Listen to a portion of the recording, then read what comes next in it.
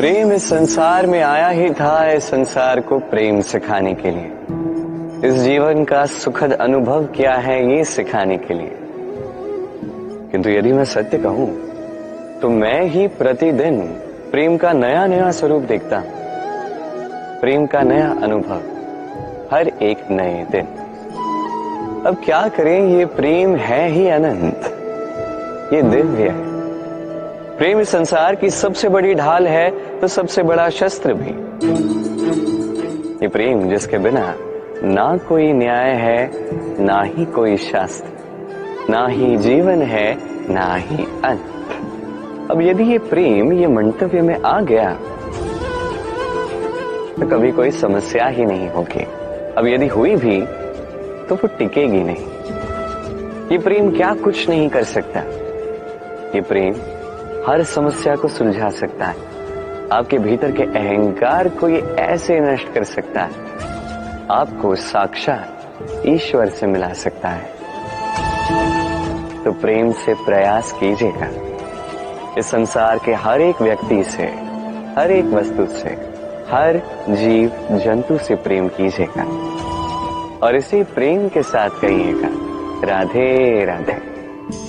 मनुष्य बड़ा ही विचित्र प्राणी है।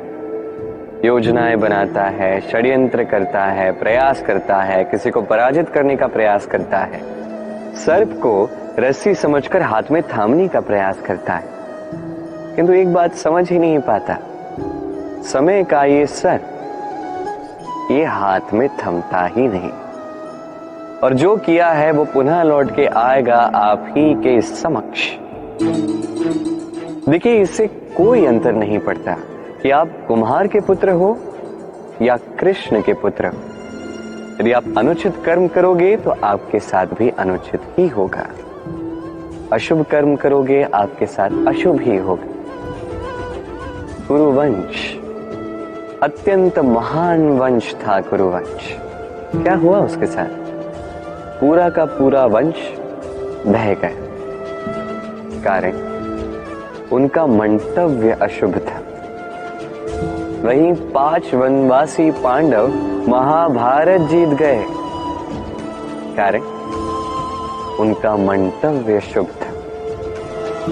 स्मरण रखिएगा, शुभ की अग्नि जलाओगे शुभ का ही तप पाओगे, अशुभ की अग्नि जलाओगे नरक में ही जलोगे। तो आइए और मेरे साथ प्रेम से कहिएगा राधे राधे। मनुष्य रोगी क्यों होता है?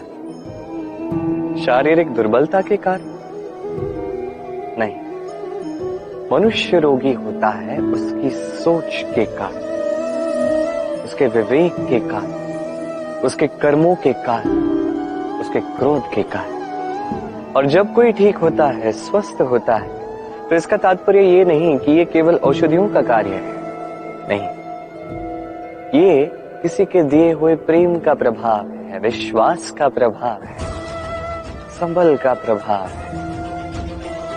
केवल औषधियों से कुछ नहीं होगा। यदि मन में प्रेम होगा, विवेक होगा, विश्वास होगा, संबल होगा, तभी ये औषधियां भी उपचार करती हैं। स्मरण रखिएगा, ये जीवन छोटा सा है। मन में प्रेम रखिए, मित्र बनाइए, शत्रु नहीं।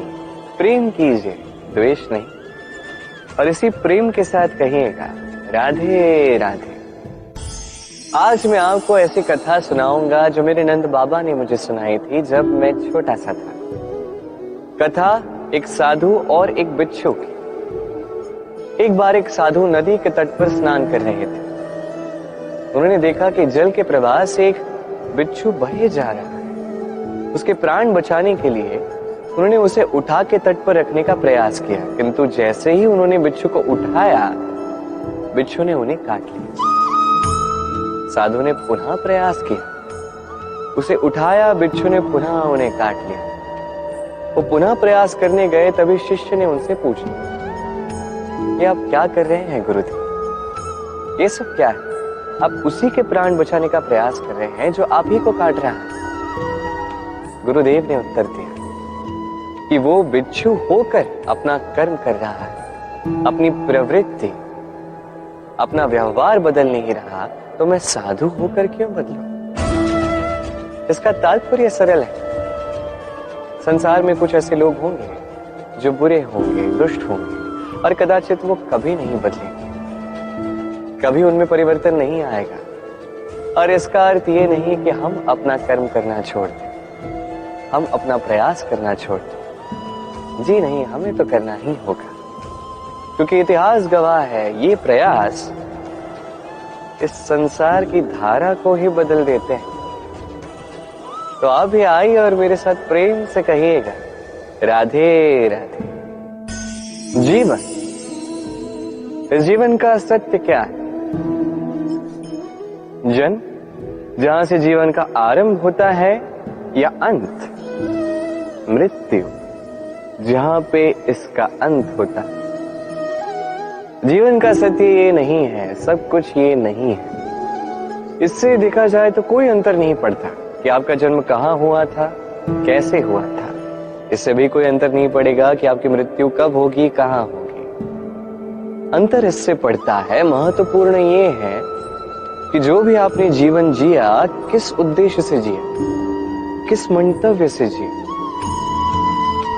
अब यदि आप कुछ ऐसा कर जाते हैं जिससे समस्त संसार आपसे जीवन जीने की प्रेरणा लेता है, मृत्यु के पश्चात भी आपके कर्मों को देखकर, उन्हें स्मरण करके जीवन जीना सीखता है, तो इसका तात्पर्य यह है कि आप अपने कर्मों से, अपने चयनों से अमर हो चुके हैं। देखिए, जीवन की चिंता व्यर्थ है, मृत्यु का भय व्यर्थ है, क्योंकि आत्मा कभी नहीं मरती, इसका कोई अंत नहीं कर पाता। न काल, न मृत्यु, ना ही समय। यदि कुछ ऐसा है जो आपकी आत्मा का अंत कर सकता है, तो वो आपके ही दुष्कर्म है। तो ये जो जीवन काल आपके पास है, इसमें केवल शुभ कर्म कीजिए, चिंता त्याग दीजिए। ऐसे कर्म कीजिए जिसे देख के संसार उचित मार्ग पर आ जाए, शुभ कर्म करने लगे। यदि आपकी मृत्यु के पश्चात भी संसार आपको स्मरण करके सीखेगा, उचित राह पर आएगा, प्रेरणा पाएगा, तो आप ही अमर हो जाओगे। आइए और मेरे साथ प्रेम से कहिएगा, राधे राधे। कहते हैं जो मन से निकलता है वो कभी अशुभ नहीं होता। अशुभ होता है तो वो भाव, वो इच्छा जो मन से तो निकलती है, किंतु विवेक की कसौटी पर परखी नहीं जाती। ऐसा ही एक भाव होता है क्रोध। ये क्रोध आपके विवेक को ही हर लेता है, आपकी करुणा को हर लेता है। आप सोचने समझने के पात्र ही नहीं रह जाते। अब यदि आपको इस संसार पर नियंत्रण करना है, भविष्य पर नियंत्रण रखना है, वर्तमान पर नियंत्रण रखना है, तो पहले क्रोध पर नियंत्रण रखना सीखना ही होगा। क्योंकि ये क्रोध आपका मित्र नहीं है, ये आपका बल नहीं, आपकी दुर्बलता है, और ये शत्रु की शक्ति को बढ़ाता है। अंत में हानि आप ही को पहुंचती है। तो इस क्रोध को नियंत्रण में रखिए, दुष्टों के मंतव्य अपने आप असफल होते जाएंगे। आइए और मेरे साथ प्रेम से कहिएगा, राधे राधे।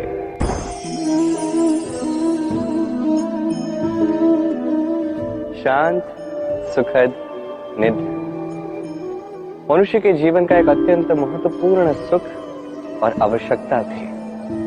देखा जाए तो इस संसार का हर एक पशु पक्षी, हर एक जीव निद्रा अवश्य प्राप्त करता है, किंतु मनुष्य, जिसमें सोचने समझने की शक्ति अन्य पशुओं से अधिक है, उसे निद्रा में थोड़ी समस्या अवश्य होती।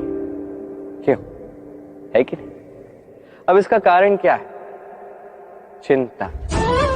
अब चिंता हम सभी के जीवन में, हम सभी जानते हैं कि चिंता कभी हमारी सहायता नहीं करती, फिर भी हमारे जीवन में क्यों? क्या चिंता से कभी किसी समस्या का निवारण हुआ है? क्या धन की चिंता करने से धन प्राप्त होता है? क्या भविष्य की चिंता करने से भविष्य ठीक हो जाता है? क्या स्वास्थ्य की चिंता करने से स्वास्थ्य अपने आप ठीक होगा? नहीं। तो इन सब से हमें एक छोटी शिक्षा अवश्य प्राप्त करनी चाहिए। आप भी अपने कांधे से चिंता का ये भार हटा दीजिए और इच्छाएं, ये सारी इच्छाएं साथ आकर हमारे मन में चिंता उत्पन्न करती, तो इन इच्छाओं को भी त्याग दीजिए।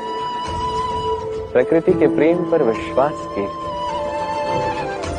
स्मरण रखिए, जो चिंता मुक्त होगा वो चिता मुक्त होगा। चैन की निद्रा पाइए और निद्रा को जाने से पूर्व मेरे साथ प्रेम से कहिएगा, राधे राधे। महादेव, वो देव जो महान है, जो देवों के भी देव कहलाते हैं, जो मेरे आराध्य हैं। कभी आपने ये प्रश्न पूछा कि शिव ही महादेव क्यों कहलाते हैं, कोई और देवता क्यों नहीं कहलाया जाता? वो इसलिए क्योंकि महादेव में, शिव में एक ऐसा विशेष गुण है जो अन्य किसी में नहीं। निस्वार्थ होकर लोक की सेवा करना। यदि आवश्यकता पड़ जाए, यदि सृष्टि पर विनाश की स्थिति मंडराए, तो अपने प्राणों की चिंता किए बिना हलाहल ग्रहण करने के लिए भी सज्ज रहते हैं महादेव। और इसी अद्वितीय त्याग के कारण शिव ही महादेव कहलाते हैं। अब यदि मनुष्य भी निस्वार्थ भाव से स्वयं को अर्पित कर देता है इस लोक के कल्याण के लिए, उसकी सेवा के लिए, तो वो भी महापुरुष, महामनुष्य बन सकता है। यदि किसी को भूख लगी तो अपनी थाली से आधा भोजन उसे दे दिया। यदि कोई रोगी हो तो उसकी सेवा की, उसका उपचार करने का प्रयास किया। ये जीवन केवल अपने लिए नहीं, अपितु दूसरों के लिए, समस्त संसार के लिए जिया। यदि ये सब मनुष्य सीख गया तो वो महादेव के पद पर अग्रसर हो चुका। यदि मनुष्य निस्वार्थ भाव से इस संसार की सेवा करना सीख गया तो वो निश्चित रूप से महामनुष्य अवश्य बनेगा। आइए और मेरे साथ प्रेम से कहिएगा, राधे राधे। जीवन में सीखना अत्यंत आवश्यक है। अब क्या क्या सीखना है, ये सिखाने के लिए भी अनेक शिक्षक हैं, किंतु क्या नहीं सीखना है और क्या नहीं करना है, ये हमें अपने अनुभवों से ही सीखना पड़ता है। अब इसका अर्थ ये नहीं है यदि आपको सीखना है कि अग्नि का ताप क्या है तो आपको अग्नि में ही हाथ डालना होगा। नहीं, किसी और के अनुभव से भी सीख सकते हैं। प्रश्न ये उठता है कि क्या आप सीखना चाहते हो या नहीं।